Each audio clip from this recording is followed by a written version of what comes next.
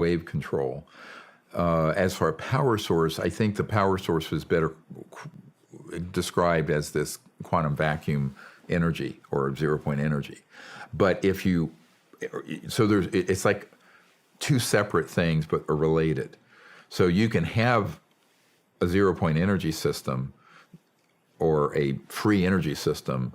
It doesn't move and it's not affecting gravity, but at a certain resonant frequency and power, and it has to do with vortices, toroidal energy patterns, you can then cause what I call mass cancellation, where an object literally takes on weightlessness.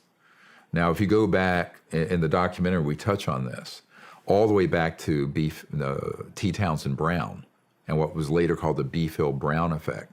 In the late 1920s, he took a very high voltage system at a very certain, with wires around a crystalline material, and it levitated, just floated. Now, that was almost 100 years ago, late 20s. That was then the Kautsky-Frost experiment in Germany, around the same time, confirmed it. Later, the whole B-Phil-Brown effect, studying very high voltage VHV systems, began to be increasingly studied and classified in the 30s and 40s.